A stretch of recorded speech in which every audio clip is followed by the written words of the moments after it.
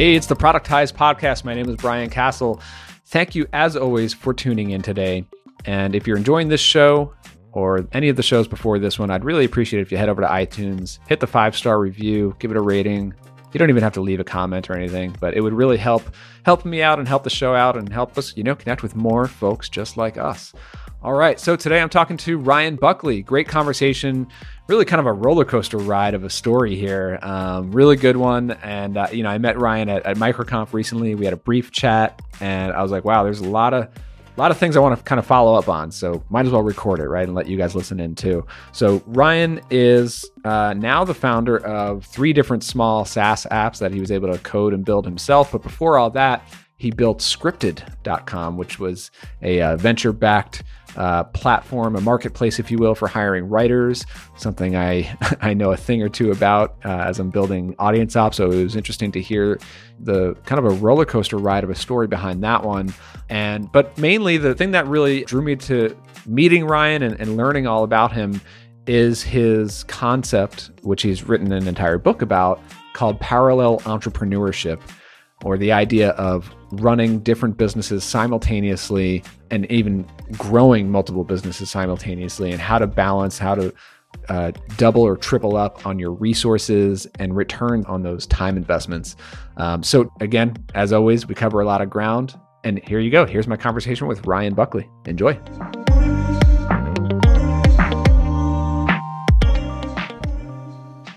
All right, Ryan Buckley, how's it going? I'm doing well, man. Good to be here. Yeah, great to connect with you again. We just met recently at MicroConf for the first time in Vegas a couple of weeks ago and started to have some good conversations there. But as always happens every year at MicroConf, I don't get to talk to enough people for as long as I want to. So why don't we just kind of continue the conversation and get into the story of everything that you're working on? And yeah, you got it. Yeah, great show. That was my first MicroConf, and I'm so glad that I went. I had a feeling I was going to meet the right kind of people there. It's not a cheap ticket, but I think that serves a purpose. Totally. In a way, like literally every person I met there was like, that's the kind of entrepreneur that I really want to meet right now. Absolutely. I'm not even a huge conference goer myself, but that's the one that I always plan my whole year around is making it to Vegas. Awesome. Well, what really struck me is your book, and you did an attendee talk on the topic of what you call parallel entrepreneurship, which I understand is kind of like working on multiple businesses or, parallel paths at the same time. Something I've certainly been thinking a lot about. So, why don't we start there? Tell us what is the snapshot of what you're working on today, the multiple things you're working on today, and then we can go back and get the backstory.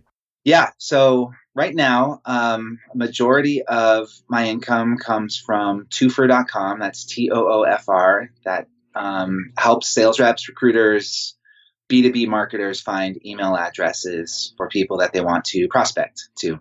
Solves the problem of you have an incomplete contact record. You've read about somebody in an article, you find a directory of people you want to reach out to, but usually it's just going to be first name, last name, and the company where they work, and you want to reach them. So what do? Try to figure out an email address. And there are ways of brute forcing it. There are services you can go to, purchase lists. This is sort of an alternative. You give it those 3 pieces of information, first name, last name, company. And I built an app that will test permutations of that and return the email address that appears to be the correct one. That's awesome. And just to because we were just talking about this off air, you built this from start to finish, you coded it and everything? Yeah. So this was my first coding project. Very cool. But not your first business. Not my first business. No, we can cover that. And that sort of segues into the whole parallel entrepreneurship thing about why I was really glad to have Toofer as a side project when my venture-backed business, despite all of our best efforts and having a really great team and really great investors, just didn't work out. So fast forwarding to today, it's Toofer, Enlistio, INLISTIO, figures out your current job info. It solves another problem for sales and marketers where the data in your CRM just kind of goes stale. People leave. About 3% of your CRM generally per month will become obsolete. And it's a problem when your sales reps are trying to reach someone who's not there anymore. So I've figured out a way to get current employment information and then feed that back. And then another one that actually launched while I was at MicroConf is a city government tracking poll app called Vox Loca. And City of Cupertino became our first customer there. And it's a way for cities to do polling via text message. So instead of dialing out those like annoying, hey, do you have 10 minutes? Do you want to give us a bunch of feedback on these issues and questions and kind of testing language even. It's really expensive for cities to do. So I built a tool that does that via text message for, you get more data for less or roughly the same amount of money, but just less headache for sure. And that's interesting. Yeah. And I just got my first couple customers on that one. That's awesome. I mean, just talking about like polls and surveys in general, you follow politics or anything, you hear all about these polls. And I'm like, where are these polls really happening? I never get called for a poll, probably because I don't ever answer phone numbers that I don't recognize. And well, if it's your voter file, that's the big secret. Not so secret, but if you have registered to vote and you put your phone number or email address, which are optional. I must have left those off when I registered. Yeah, then the pollsters won't get you. Yeah, but I mean, I got to imagine that the results of those polls are not accurate because you're only talking to people who happen to fill out those numbers and actually pick up the phone and actually participate. Whereas if you're doing text messaging, I'm sure you'll get a more accurate sample of the population. Our response rate was awesome. That would be the case study. That'll be the main metric that we'll use to go to other cities. But it was through the roof compared to traditional polling. And I'm super excited about that. Very cool. All right. So these three, Twofer, Enlistio, Vox Loca. Again, was this all you? Like simple software? You coded it up, you designed, built it, launched it? Yep. So I use the same stack over and over and over again. I often share files between them, why write another Stripe wrapper? What's your stack of choice? Yeah. So it is, starting from the ground up, Heroku for hosting. Gotten really, really good at that. Within the Heroku system, I use the Postgres database, which is a type of SQL. You kind of have a few SQL options, but Postgres seems to be the leading contender right now. So I use that. And then Ruby on Rails is the web framework. Within the Ruby on Rails ecosystem, I use all the major devise for authentication. Yeah, that's probably actually the biggest one. If I were just to spin something up, it would have those things. On the front end, Bootstrap, unfortunately, this is kind of my Achilles heel. It's a weakness. I'm not a great UI UX. I love Bootstrap. I come from a front end background, and I've really just adopted Bootstrap as my framework of choice that I could totally customize it to my heart's content because I know how the grid is laid out in Bootstrap and all that. Yeah, I want to get better at customizing Bootstrap, but for the most part, it's just out of the box kind of stuff. I don't really do hardcore JavaScript. The page is just going to reload. Yeah. And sorry for the non-technical folks here. I've got a couple technical questions here. I'm curious though, so you chose not to get into JavaScript frameworks, I don't know, right. Vue, React, none of that. No. Again, my thesis, and I talk about this in the book, is that your first 100 customers, they're not really going to care if your page reloads. So what? There's a lot of that front end stuff, the React, Knockout, Vue. It is really nice and slick when you have that interactive interface and the page doesn't need to refresh. I get it, but I think just for me, from a MVP plus, meaning MVP that generates income and can kind of get you your first bit of comfort, it's not required. And I think it really detracts from solving the main thing. The main problem that your app solves is not how slick is my UI. It's what's the output? Is the data accurate? Does it work? Is it delivering value? Value is not created on having a really slick front end. This it's so funny because you're speaking exactly what I've had this hunch, and what I've been starting to come around to this idea that these trendy JavaScript frameworks, React, Vue, Angular. All the developers are so many. When you start to outsource to developers, they immediately want to go to using Vue for everything.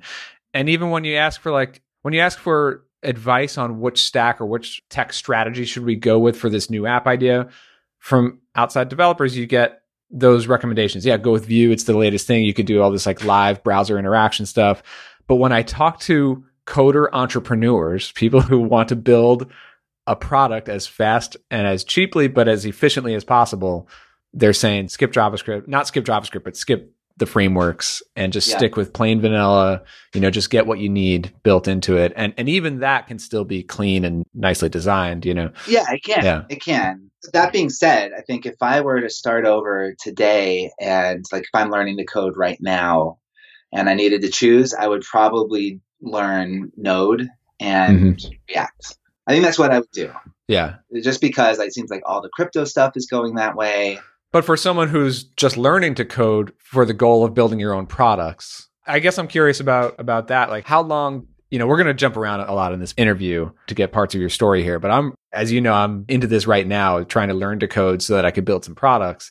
Yeah. I'm curious, how long did it take from the time you decided to learn how to code until the point where you could build one of these, side projects? Yeah. The better part of 2 years working on it fairly part-time-ish. So another great interview that you had with Ryan Culp, this was maybe 2 or 3 episodes ago from this point right now. He talked about going to Thailand for 40 days and immersing himself in coding. For most of us with families and if you're doing this with a day job, he was able to quit, but again, as you get on in age and other constraints start to appear, that may not be an option. Yeah. But I agree with him that is a great way to do it because you do need these he called it 2 4-hour blocks a day to just kind of immerse yourself. Yeah, I really enjoyed that interview with Ryan. It was great. But the whole time I was so jealous because he could just pull these all-nighters at will and take a month in Thailand. And yeah, I've got little kids. That's just not an option. When your kids are waking up at 6:30, no matter what time you went to bed, staying up to 3 a.m. to code is just not an option. Yep. So I didn't have kids yet when I took this on, but I did have a pretty intense day job. I was also co-founder of a venture-backed business when I started learning to code. So to really get at the heart of your question, how did I learn? I had just decided that I needed to learn specifically how to build on a web framework. I just kind of understood at a high level, you have a browser, the browser is pinging a server is returning this text in the form of HTML. And then the browser renders that into the nice visual, pretty components that we see.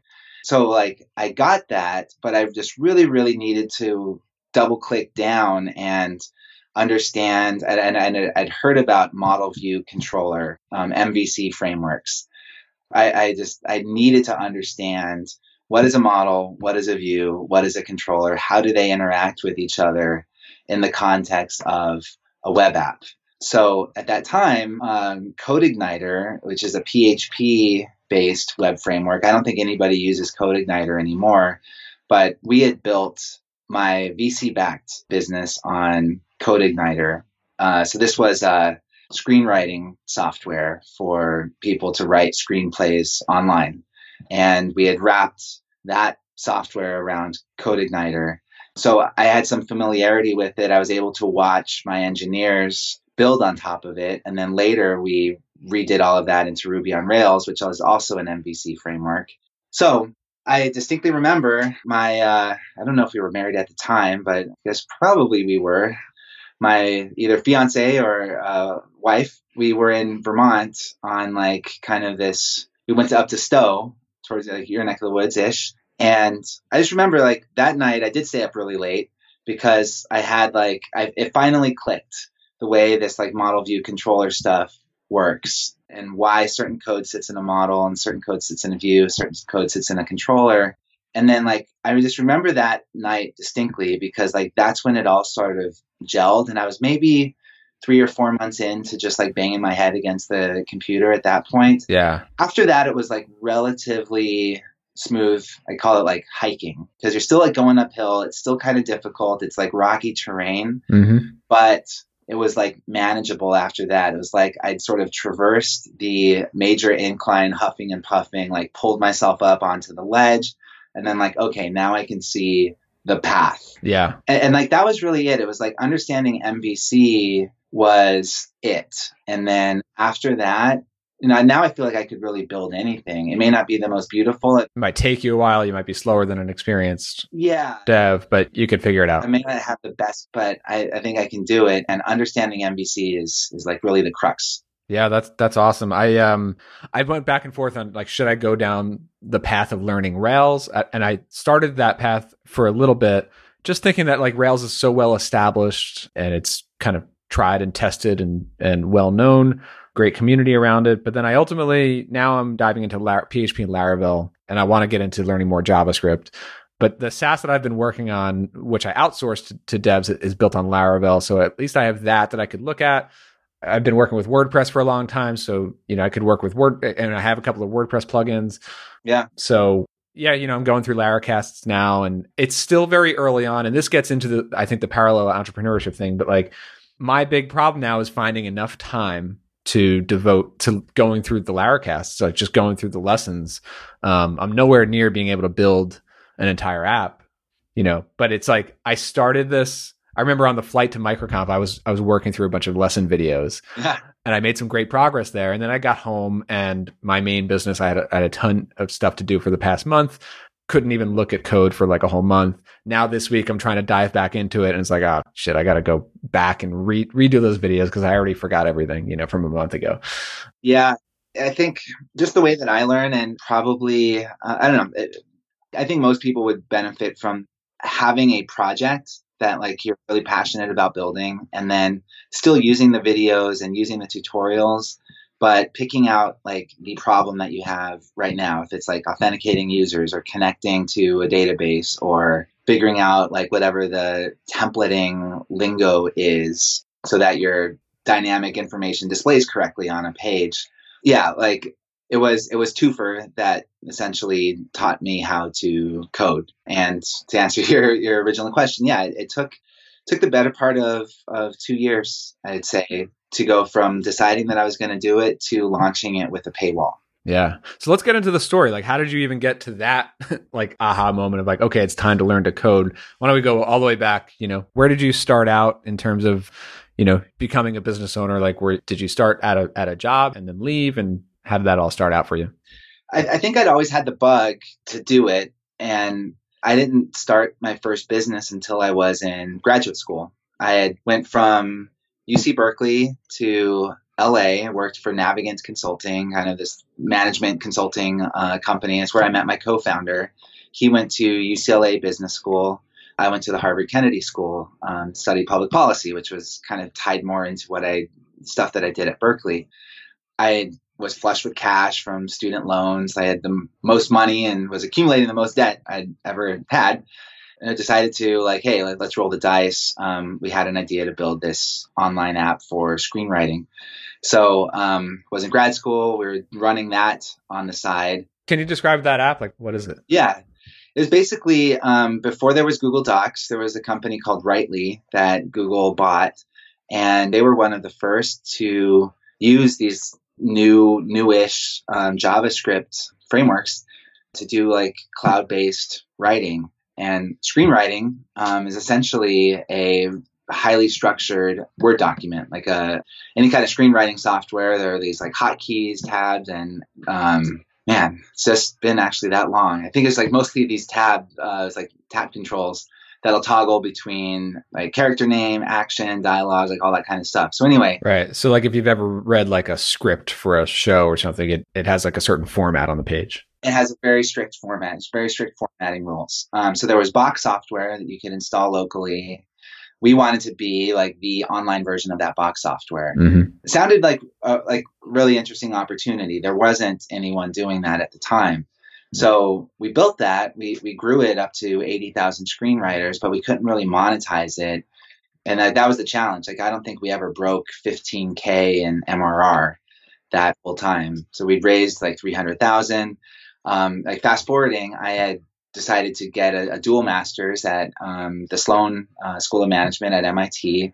Thought like, wow, this entrepreneurship stuff is pretty cool. So I just wrote about that in my application, and hey, fortunately, they accepted me. When you decided to go to MIT, you still intended to run your own businesses, or did you want to go into working for another company? No, I specifically did that business program to buy some more time and then hopefully some more resources so that we could make something out of this company. We called it Script at the time.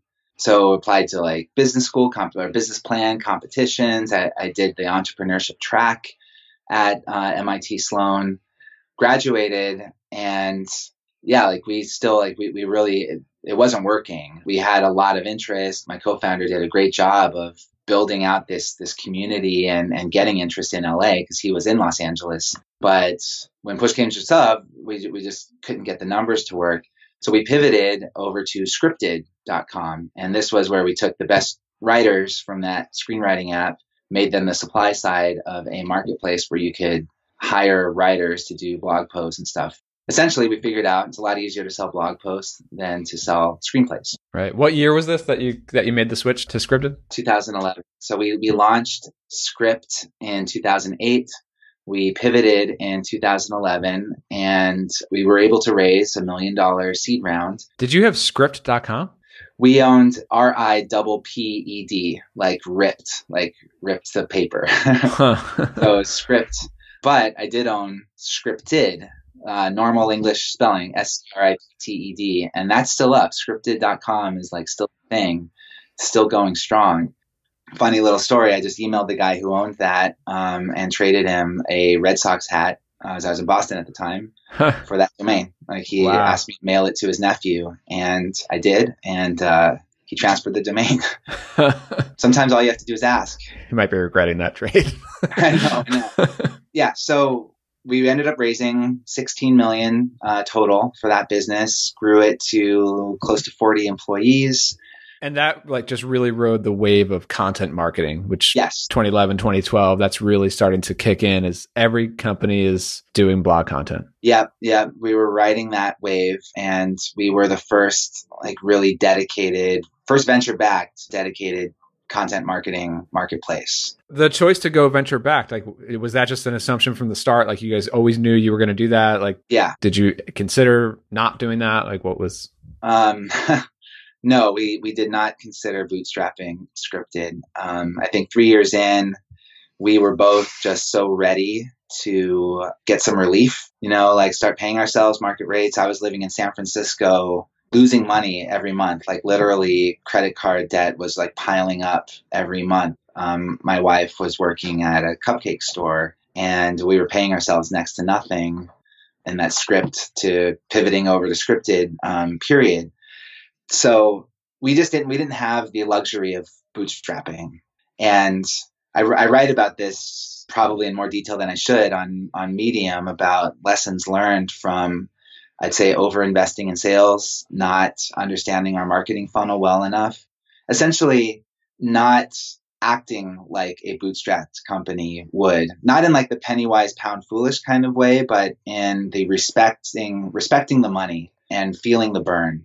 And I think we sort of lost touch with that.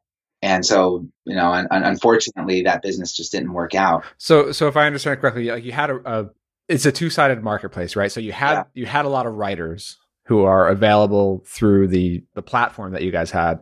Yeah. But it was going out and doing sales and getting companies to put in projects. Yeah. We were demand constrained. The opposite problem of Lyft and Uber. We had more than enough cars, and we had plenty of writers, but just not enough businesses coming in. It's a competitive market. Price per word, especially in like the SEO and the high volume game, is sort of a race to the bottom. There's a lot of pricing pressure. Right. And, and we wanted to pay our writers at least 10 cents a word.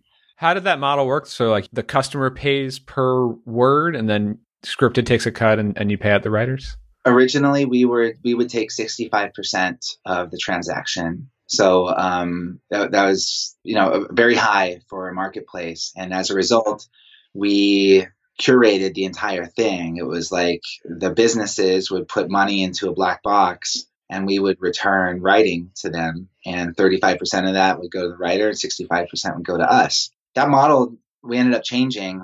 We opened it up, dropped that take rate down to a more normal, like 10-ish%, and then introduced a subscription to access the marketplace. So we had like a SaaS model base and then a variable like transaction fee marketplace on top of the SaaS model. So we were making money two ways.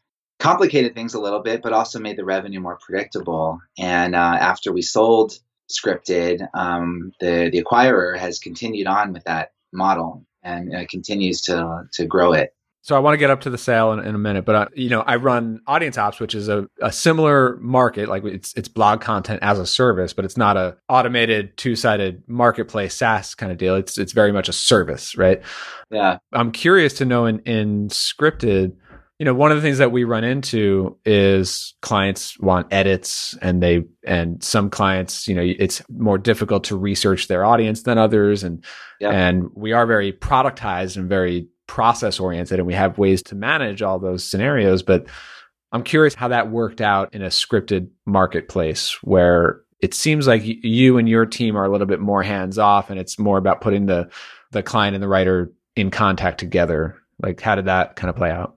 Yeah. So in the old model, it was like very regimented, very automated. You got, I think we did one round of edits was always included. And if you needed more, we said, just reject. Like if we can't get it right after one round of edits, then reject it and we'll start over. And if you reject a piece, we don't charge you for it. We still paid the writer. So the whole idea with that, what I still call the black box model, is that it would be very scalable. It was like a technology driven approach to essentially to a content agency. And that was the original thesis, is that we could code our way through this content creation process. I think for many reasons that original hypothesis was proved to be flawed. And, there's nothing wrong with that. Like we learned a lot. So we transitioned into an open marketplace, removed the black box, like just instead of it being opaque, we made it transparent. You could communicate directly with the writer. We, I think right around the time that we sold, we had copy editing also as a service. You could just buy more edits, like just marketplace style. If a la carte, you could buy additional reviews. I think we still had a pretty generous rejection policy. We'd still let you reject for a reason. We'd pay the writer half what they would have gotten, and you don't pay anything. But with that change, we were able to remove, like we had like a freelance operations team, that the overhead fell significantly. And so not coincidentally, that model change coincided with the big layoff, because we had, we're also, I think that burn was catching up to us, and our investors were starting to raise some warning flags that we can't go on like this. So we needed to start to move cash flow the other direction. So this was also kind of an elegant solution to that. Like we can still run this business at the same volume with fewer headcount by letting the marketplace do more of the work. Right. What year was that you made that switch? Yeah, that first big layoff was like end of 2015. We ended up doing another one about a year later. Okay. And so in 2015, what's your mindset in terms of Scripted as a business? Like you're optimistic on this change. Yeah. It can change the model. It can change the trajectory of the business. I'm in this for the long haul at that point. Is that what you're thinking? Or like when did the idea of selling or that prospect come about? The idea of selling came about because we had raised this venture debt, and I think it had kind of lost track of when that debt would come due. And all of a sudden, the bank started to withdraw the principal from our account. So that like really set a hard timer on, that kind of shrunk our runway, so to speak. And the current investor, so simultaneously, our business was like, we're not in a really strong position to raise new outside funding. Our current investors were already kind of skittish, and this just made them more skittish. In 2015, my co-founder resigned as CEO. We brought in a new outside CEO. I was still like kind of background operations, marketing, sales in that period. We brought on the outside guy to sort of put a new face to the company, like maybe look better to outside investors. He's like good looking, really talented general manager, had previous marketplace experience, just slightly older guy. Like he looks really good for his age. Yeah. An experienced, like, yeah, someone to turn it around. Sort of, yeah, a more mature face, as I could say. So, yeah, unfortunately that didn't work either. He had to return, like, he left after 11 months for a few different reasons. And then they gave the company to me to run as CEO. But they gave it to me. It was pretty clear that it would be a small miracle for them to feel comfortable putting money in. More likely scenario is that the whole thing was just going to implode. And the best case scenario, best case, still not great odds, would be to sell, even sell at a big loss. So, that is what ended up happening is we sold to a private equity firm that was able to pay off our debt, and investors, fortunately, it didn't go well for them. But the scripted name, scripted brand survives. The staff at the time, we cut down to 6 people. They all got jobs at the acquiring company, Xenon Ventures, gave everyone a chance to stay on. And so I think that worked out for the remaining employees, worked out for writers, worked out for customers. So when was the sale? That was 2017. Yeah, kind of early 2017. Okay. So about a year ago from today. Yeah, just over a year ago. So as you go through that sale, I mean, I'm sure that must have been a pretty crazy like mental whirlwind of everything going on. Yeah, well, just to get a little personal for a second too. My second daughter was just born, and I write about this on Medium. I got a little surprise diagnosis of thyroid cancer, and like literally 4 days after our big final layoff down to 6 people, I had to get my thyroid removed. Oh man. And deal with that. I'm fine, but that was like this kind of the realization that like, hey, this company, I'm not going to get rich on this. And in fact, this is going to be sort of a big pain in the ass for the next year. We're going to have upset investors, upset employees, but now it's on my shoulders to kind of resolve this thing. Daughter number 2 born, and then I go in for my like, hey, I'm just going to get a physical because I'm going to be a dad again. I want to make sure I'm good and strong. Sorry, thyroid cancer. Wow. Yeah, that was kind of a crazy time, but got through it. Can't even imagine. Wow. I mean, well, I mean, just going through. So getting all that news. Yeah. And then the birth of your daughter, and then the report from the doctor. I mean, like, did you know at that point that your mission at that point was like, okay, exit the business, find someone to buy it so that I can move on? This is. Yeah, I mean, it definitely influenced it. But now to tie it all back to Parallel Entrepreneurship. I mean, it almost sounds like just back to the business side of it. Like, was it difficult to find a buyer? Like, or was that a pretty fast solution? So when we decided that we were going to sell, we had 6 months of runway, and that's not a lot of time to sell a business, especially one that is distressed and like, needs to sell. The adage goes like companies are bought, they're not sold. So to be in a position where we need to sell is not good, and deck is stacked against you. But to again, like, tie this back to the Parallel Entrepreneurship premise, I found the buyer for Scripted actually through Twofer. Twofer was kind of like humming along at this point, which like helped me just personally from a like risk reduction. And I go through this in book and talk to guys like Josh Pigford and others who also like they de-stress, they kind of manage their day job ups and downs by having other projects where they're in control and it's just kind of fun. So that was Twofer for me. Wow. So even through all that, through all the craziness with Scripted and everything else going on in your life, you still carved out time to learn to code. And the idea of like launching side products, software products. Yeah. I mean, at this point, like Twofer was like kind of free and clear. Like it was soaring, like it was doing really well. It actually was paying me more than my day job than Scripted was. My income from Scripted was less than my income from Twofer. My personal income from Scripted was less than my personal income from Twofer. So that was really helpful, to top it off with like financial stress. We had just bought a house. Like, I think if I didn't have Twofer and I was super worried about Scripted and like, oh my God, like that financial burden would have been, I don't know, even harder. So there was that piece, but then also Twofer started to get some acquisition interest. And what kind of growth, if you're open to sharing any like numbers on that, like? Yeah, well, back in that period, Twofer has unfortunately started to plateau for the last year or so. But I mean, like when you initially launched it, which was what, 2016? I launched Twofer, the paywall, up in 2013. Oh, wow. Oh, so coding actually goes back all the way back to then. Back to then, yeah. Okay, I thought this was more of a recent thing. Yeah, no.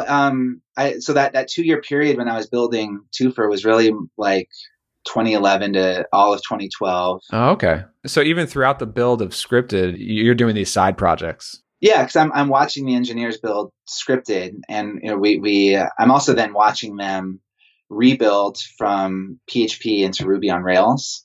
And they did that, and then 2 years later, I did that for Twofer. So I decided like, okay, Ruby on Rails is really where it's at. So it took me a couple of years to then learn Ruby on Rails, and then I converted Twofer from PHP to Ruby on Rails. Yeah, I launched that in 2015. Let's talk about parallel entrepreneurship for a minute. Like, how is that even possible? Like people listening to this must be like, oh my God, how do you even manage your day? Where do you put those hours? And you have kids, and it's like, how do you do this? And this is something that I've been thinking a ton about. Just this morning, I tweeted. I was thinking about how right now I'm trying to learn to code. This summer, I'm trying to be more committed to working out and doing all these other things in my life aside from my main business. My thing now is like the things that I really want to build that are not built yet, prioritize those first, do them in the mornings, and I can basically run my main business like in the afternoons. What kind of structure, how do you think about managing multiple ventures? So the high level answer to that is like looking for places where you can easily do multiple things at once, like win-win-win scenarios. And in my life right now, the biggest, most effective, my favorite, like triple win is more like a quadruple one. Now I think about it is I take my daughters to school most days, 3 days a week. I jog them in the double stroller to school. It's like kind of up this hill, like steep hill, down across the freeway, down around. It's about 2 miles, roughly maybe a mile and a half, 2 miles each way. It's like the perfect workout, pushing like 60 pounds in a double stroller. So that it gets them to school, it gets me a workout. I bring my dog, so he gets a walk. The fourth one is my wife also works from home, and she likes to have a little bit of downtime with the house to herself. So I give her roughly 2 hours. So I'll just take my time, I hang out at the preschool, and give her 2 hours at home alone. So that's like 4 things that I can do that benefit everybody. When I was in grad school, it's like kind of easy to get these 2 master's degrees together. They actually, you do a year and a half at Harvard, a year and a half at MIT, and you get 2 master's degrees. When I was at Berkeley, I did 2 bachelor's degrees. I just kind of like found a way to do it, and I still had a whole semester to spare and took like music and Latin. And I didn't have to sacrifice anything by doing the dual degree thing. So in this context, I think with Scripted and Twofer specifically, it's not a coincidence that Twofer was a SaaS the whole time, and Scripted moved from like pure marketplace to SaaS plus marketplace. SaaS was like working so well for Twofer. I was like, guys, like we gotta find a way to turn Scripted and to like build some kind of like SaaS model into this. And I don't think we would have sold it without that, just because of the predictable revenue that you get out of that. It just makes it way, way easier to sell. Not to mention the buyer for Scripted contacted me originally with an interest in Twofer. Learning to code was, I think, a tremendous help with me and my interactions with the engineering team, my ability to then, as I got better at Ruby on Rails, like I actually had a fair amount of code like pushed into our repository when we needed to. I was leading our sales team and was also sales ops. when we needed to get scripted data into our Salesforce instance, I just coded that stuff myself and like would push it to the engineers. They'd tear my code to shreds usually, but I do it right. Like I'd pull requests, like blah, blah, blah. They give me feedback. I'd fix it. We'd iterate on it.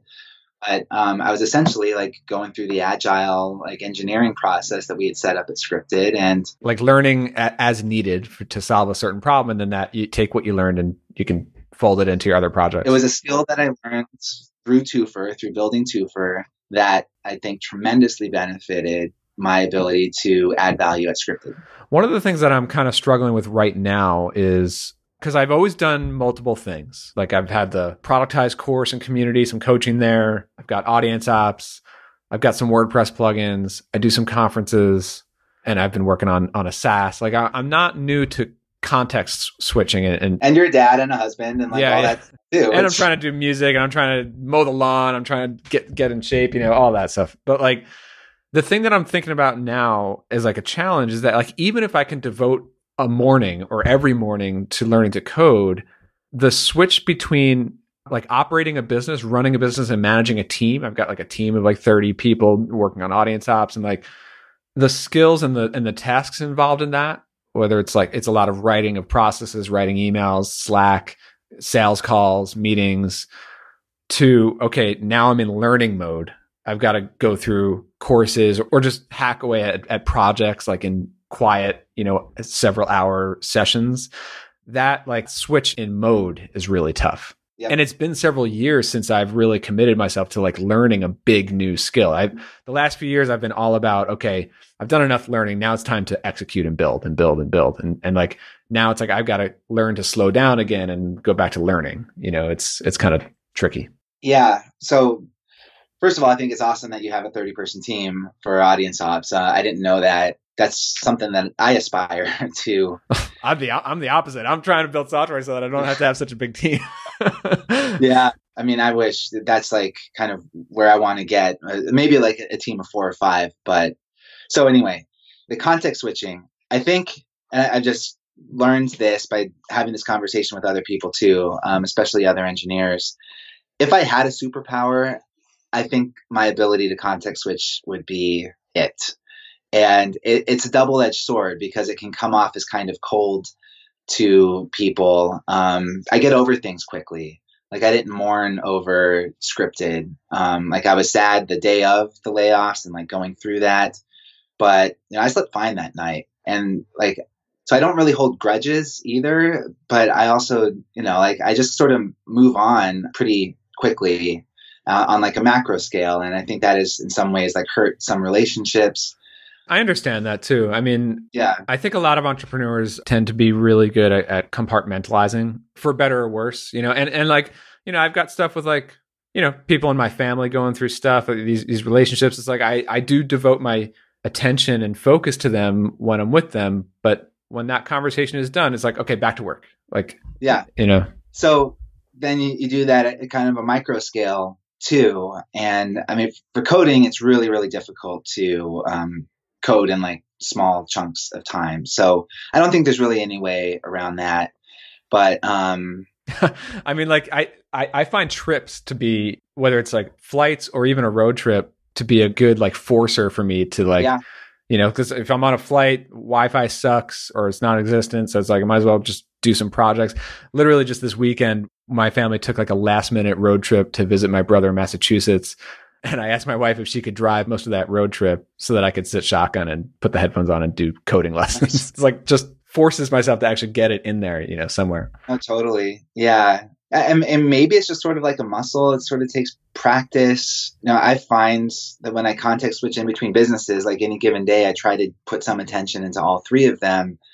It's sort of a relief. Like, I just go for a walk around my backyard, like go in, talk to my wife a little bit. And then like, okay, now I'm switching out of Twofer mode and now I'm into like Enlistio or Vox Loca.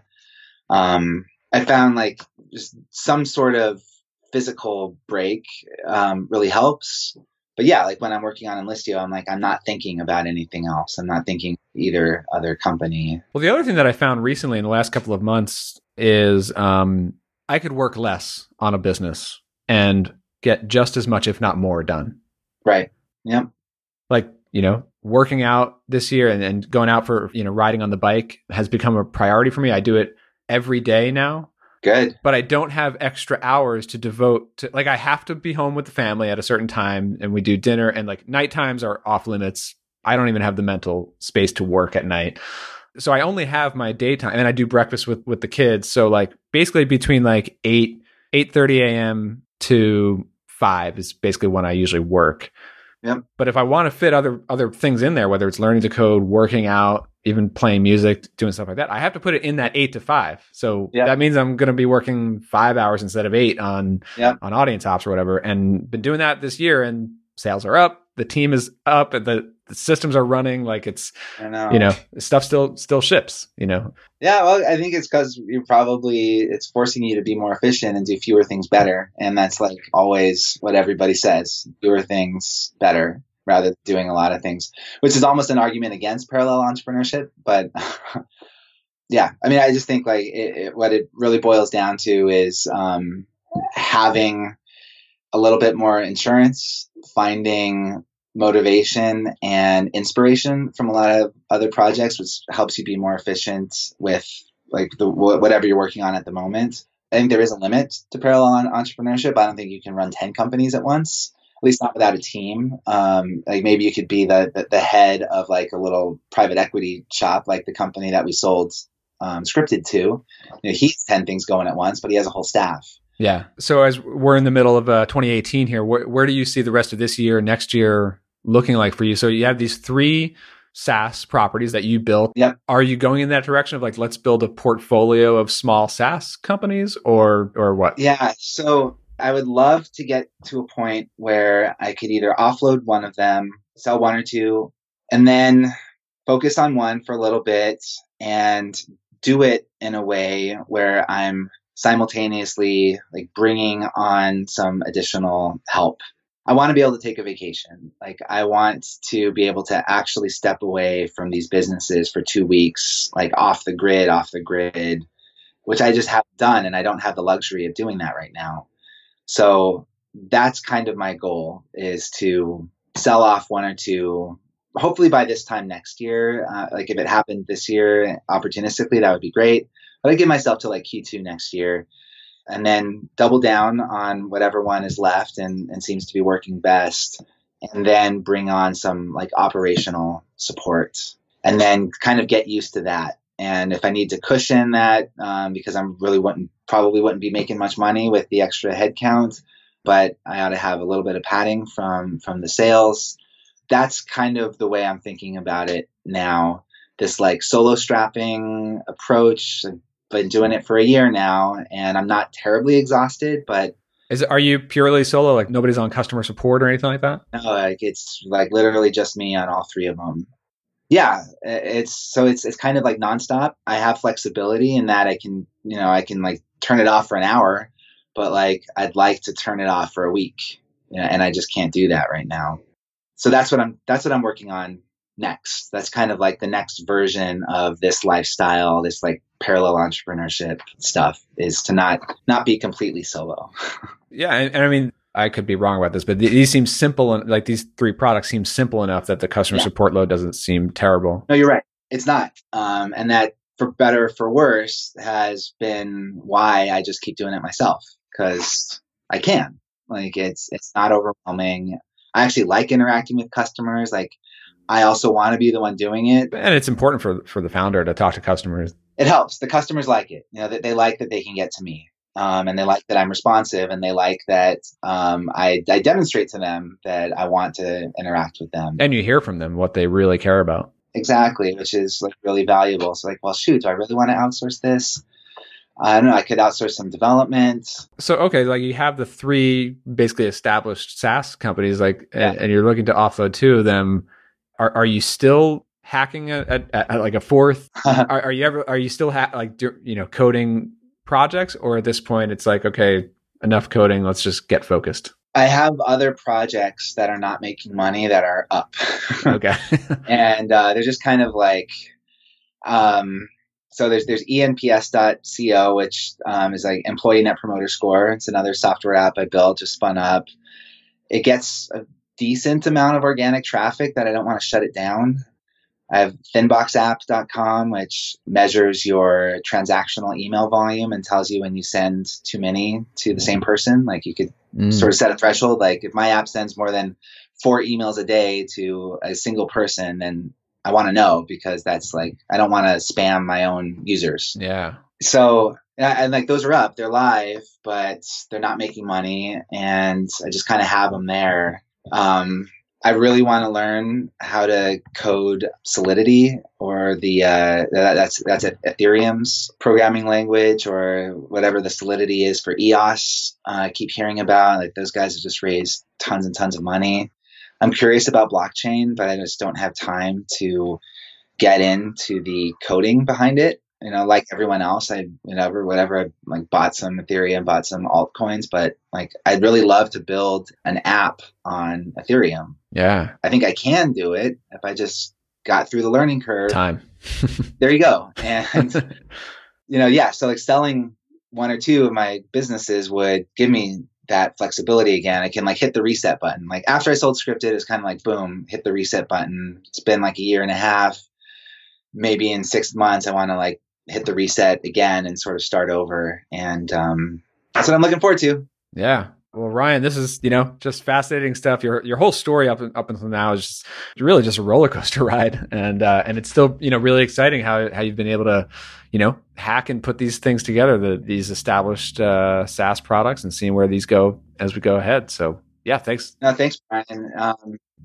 Kudos to you too. I loved your story as well. And I should have done a little more research on your background. I know of Audience Ops, like, of course, with the Scripted stuff. So just so funny. No, it's cool. I mean, I like, same here. Like I really didn't dig into your other stuff. I just, we talked briefly at MicroConf. I was like, all right, there's a lot of interesting stuff to dig into here. So yeah, awesome. So funny. Anyway, kudos to you too, man. Yeah. Really great stuff. Cool. All right.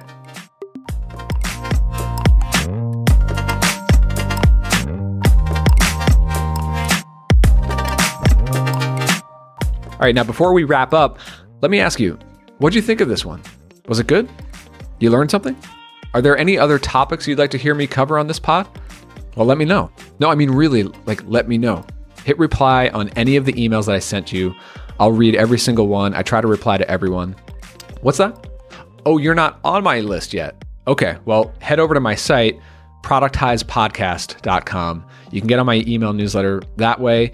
I'll send you, new episodes and all the show notes, but I'll also send you my newsletter where I share all sorts of articles and other insights on entrepreneurship, building products, productized services, software, SaaS, and other cool stuff there. So yeah, check that out over at productizepodcast.com.